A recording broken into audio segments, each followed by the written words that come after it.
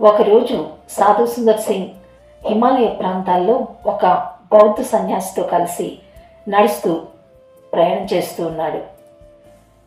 సాయంకాల సమయం, చలి విపరీతంగా ఉంది. శీతల వాయువులు బలంగా వీస్తూ ఉన్నాయి. బౌద్ధ సన్యాసి ఇలా అన్నాడు సాధు సుందర్ సింగ్తో, మనం త్వరితంగా ఆశ్రయస్థానానికి వెళ్ళకపోతే మనం ఈలోపే చలికి మంచుకు గడ్డకట్టి మనం చనిపోతాం. మనం త్వరితంగా వెళ్ళిపోదాం అని అన్నాడు. వీరిద్దరూ కలిసి నడుస్తూ ఉన్నప్పుడు, సన్నని మార్గంలో వీరు నడుస్తూ ప్రయాణం చేస్తూ ఉన్నప్పుడు ఒక గట్టి కేక వారికి వినిపించింది. ఏంటా అని బౌద్ధ సన్యాసి చూసినప్పుడు వారికి ఒక వ్యక్తి 5 అడుగుల లోతు జారి పడిపోయినట్లుగా కనిపించింది.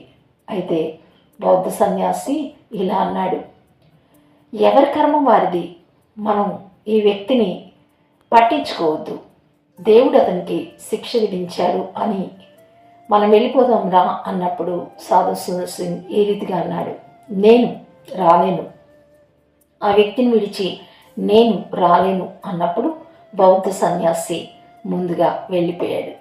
అయితే ఈ సుందర్ సింగ్ ఆ వ్యక్తిని, ఆ కాలు విరిగిపోయింది అతనికి, ఆ వ్యక్తిని తీసుకుని ఆయన భుజం పైన వేసుకుని మెల్లమెల్లగా నడుస్తూ ఉన్నాడు. ఆ బరువుకు అతను చాలా భారంగా అడుగులు వేస్తూ అలసటతో నడుస్తూ ఉన్నాడు.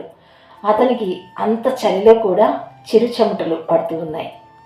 అయితే ఆ రీతిగా నడుస్తూ ఉండగా ఆశ్రయస్థానం కనిపించినప్పుడు, అంత దూరంలో దగ్గరగా అతనికి ఆశ్రయస్థానం కనిపించింది. దగ్గరలో చేరుకున్నాను అని అతను సంతోషిస్తూ నడుస్తూ ఉన్నప్పుడు అతని కాలుకు ఏదో తగిలి సుందర్ సింగ్ పడబోయాడు. ఏంటా అని చూచినప్పుడు, ఎవరు ఈ వ్యక్తి అని చూచినప్పుడు అతను బౌద్ధ సన్యాసి. అతను ఒంటరిగా నడుస్తూ ఉన్నప్పుడు జారి పడిపోయాడు. జారి పడిపోయినప్పుడు అతని మీద మంచు కురిసి గడ్డకట్టి అతను ఆ చలికి చనిపోతాడు.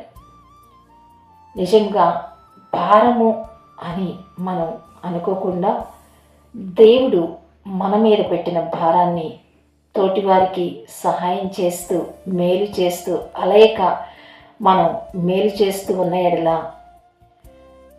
విశ్వాస గృహమునకు చేరిన వారికి తోటి వారికి కూడా మనం మేలు చేస్తూ వచ్చిన ఎడల దేవుడు అద్భుతంగా మనం కూడా కాపాడు.